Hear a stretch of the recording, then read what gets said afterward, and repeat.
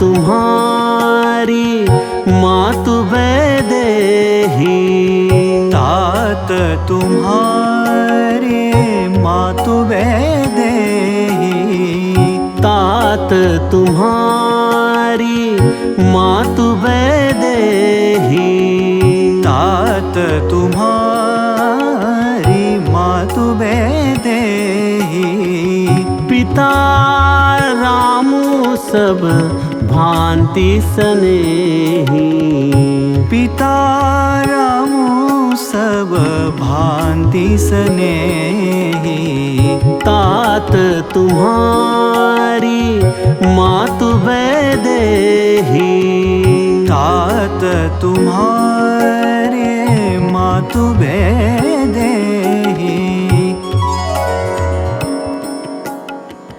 प्रभु रामचंद्र से आज्ञा पाकर लक्ष्मण अपनी मां सुमित्रा के पास आते हैं। उनके मन में एक ही शंका है, क्या मुझे मेरी मां राम के साथ वनगमन करने की आज्ञा देगी? जब उन्होंने अपने मां से पूछा कि मां, प्रभु राम और माता जानकी वन जाना चाहते हैं, वह मुझे अपने साथ ले जाने के लिए भी तैयार है, लेकिन एक शर्त है मां। प्रभु रामचंद्र चाहते हैं कि मैं आपकी आज्ञा लूं, आप जैसे कहेंगे वैसे मैं करूं। जब माता सुमित्रा ने लक्ष्मण की यह पृच्छा सुनी तो कोई पल का अवसर न गमाते हुए माता सुमित्रा ने दो टूक जवाब दे दिया। लक्ष्मण, क्या पूछ रहे हो बेटा? मैं तो केवल इस देह की मां हूं, लेकिन आपके माता पिता तो कोई और ही है। तात तुम्हारी मातु वैदेही, पिता राम सब भांति स्नेही। जानकी जी आपकी माता है और आप पर सर्व प्रकार से स्नेह करने वाले प्रभु रामचंद्र आपके पिता है। ऐसे ही आपके हृदय में आप सद्भाव रखिए। सज्जनों, सुमित्रा का यह विवेक विचार हम सबको आत्मिक माता पिता हमारे कौन हैं, इसकी पहचान करवा के देती है। और इसलिए माता सुमित्रा लक्ष्मण को वनगमन की आज्ञा देते वक्त यह सुंदर विवेक विचार भी कहती है।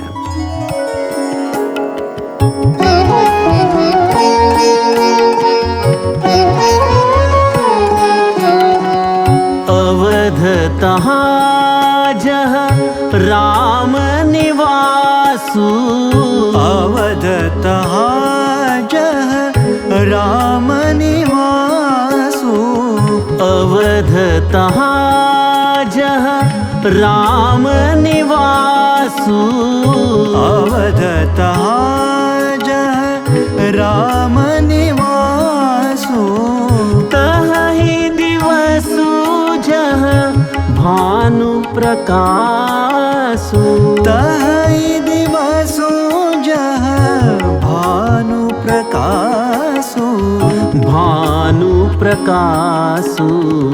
तात तुम्हारी मातु वैदेही, तात तुम्हारी मातु वैदेही।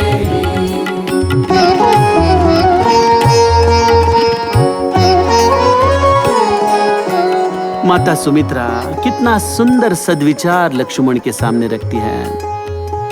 आत्मिक माता पिता है प्रभु रामचंद्र और माता जानकी। और हे लक्ष्मण, एक कर्तव्यनिष्ठ सुपुत्र का स्थान निरंतर अपने माँ पिता के सेवा में, उनके चरणों में तो है।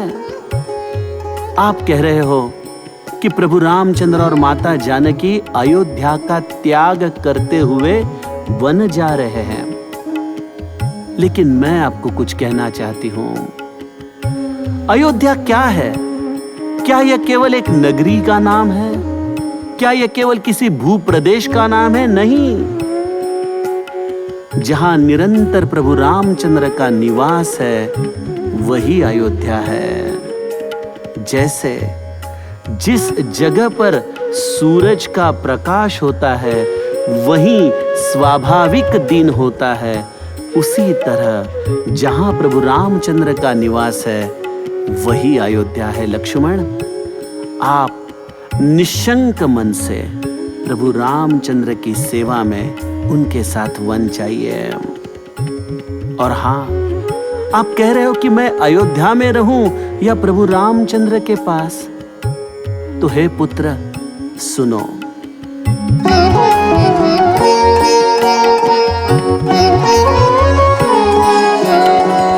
जो पैसी राम बन जाही, जो पैसी राम बन जाही, जो पैसी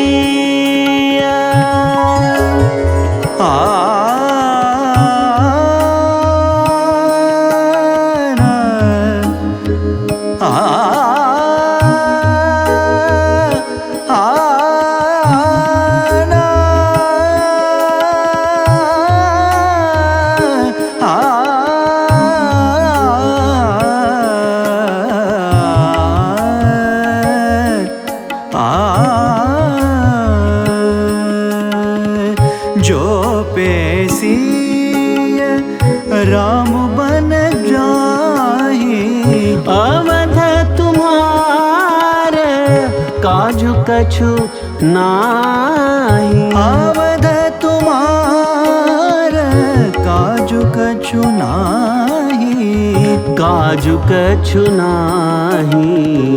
तात तुम्हारी मातु बैदेही, तात तुम्हारी मातु बैदेही।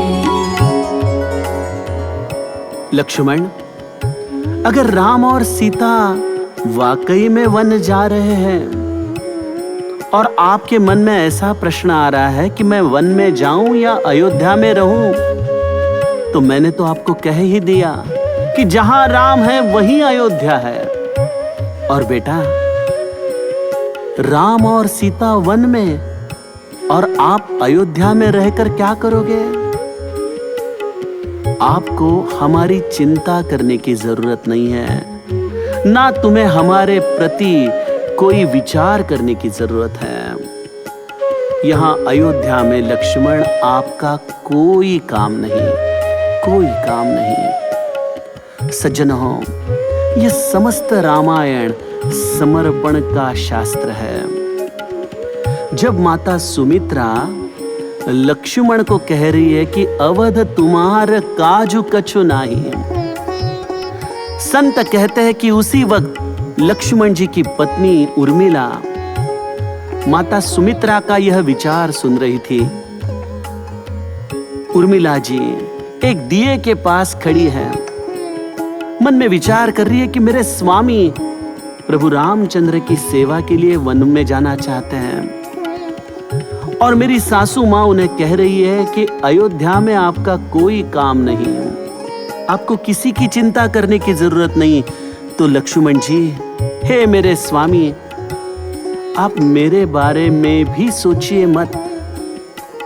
शायद अगर आपके मन में कोई ऐसा विचार आए कि मेरी उर्मिला मेरे बिना कैसी रहेगी, तो स्वामी सुनिए, मेरी परछाई भी आपकी सेवा में बाध्यता नहीं बनेगी। ऐसा कहकर उर्मिला ने उस दिए को बुझा दिया जिस दिए की रोशनाई से उर्मिला जी की परछाई लक्ष्मण के आगे शायद एक बाध्यता बनकर खड़ी थी। सज्जनों, ऐसे मेरे लक्ष्मण को सुमित्रा जी ने राम के साथ वन में जाने की आज्ञा दी। क्या सुमित्रा के मन में एक क्षण के लिए भी निराशा नहीं आई, दुख नहीं आया? उसे ऐसा नहीं लगा क्यों मेरा सुपुत्र इस वन में जा रहा है? लेकिन सज्जनों, यही इस सनातन संस्कृति का, इस भारत भूमि का गौरव है कि यहां कोई स्त्री पुत्रवती तब कहलाती है जब वह अपने पुत्र को राम कार्य के लिए उद्युक्त करे। केवल जन्म लेना और एक भूमि को भार होते हुए जीना यह राम कार्य नहीं। और इसलिए माता सुमित्रा लक्ष्मण को अपने जीवन का एक बहुत सुंदर विचार सुनाती है।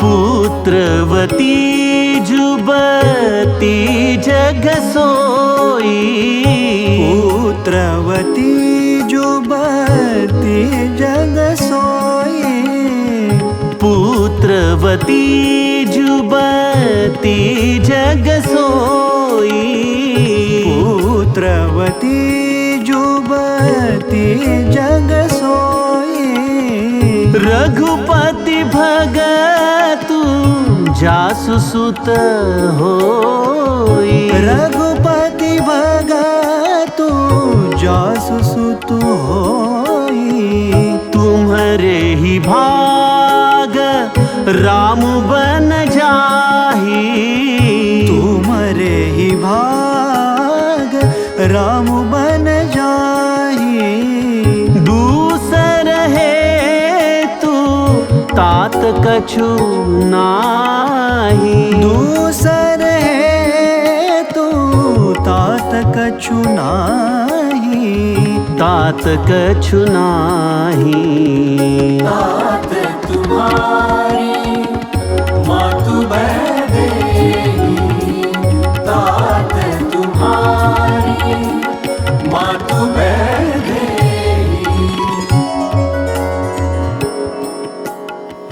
एक अद्भुत विचार माता सुमित्रा लक्ष्मण को सुना रही है। मैंने आपको जन्म जरूर दिया है लक्ष्मण, लेकिन इसके कारण ही मैं पुत्रवती बन चुकी हूं, ऐसा समझना यह अज्ञान है। जिस मां के कोख से बच्चा जन्म लेता है और वह अपना जीवन किसी निस्वार्थ कार्य के लिए जीता है, तभी जाके उसकी मां का पुत्रवती जुबती जग सोई यह विधान उपयुक्त रहता है। और केवल अपने स्वार्थ को जीने के लिए अगर कोई व्यक्ति जन्म लेता है तो ऐसी मां का हृदय क्या कहता है? नतरु बांझ भली बादी बियानी। ऐसे राम को विन्मुख पुत्र को जन्म देने से अच्छा बांझ जीना उचित होगा। यह है इस भारत माता की सुपुत्री का विचार। और लक्ष्मण को मां सुमित्रा क्या कहती है? आपको ऐसा लग रहा है कि राम और जानकी को वनवास की आज्ञा मिली है। यह विचार गलत है। लक्ष्मण, प्रभु रामचंद्र आपका कल्याण करना चाहते हैं और यह आपका भाग्य है जिसके कारण प्रभु रामचंद्र वनवास जा रहे हैं। तुम्हारे ही भाग राम बन जाही, दूसर हेतु तात कछु नहीं। जाओ सुपुत्र जाओ, निसंकोच, कोई मन में चिंता किए बिना अपने माता पिता की सेवा के लिए आप वन में जाओ। तात तुम्हारी मातु वैदेही। तात तुम्हारी मातु वैदेही। पिता रामु सब भांति सनेही। पिता रामो सब भांति सनेही। तात तुम्हारी मातु वैदेही।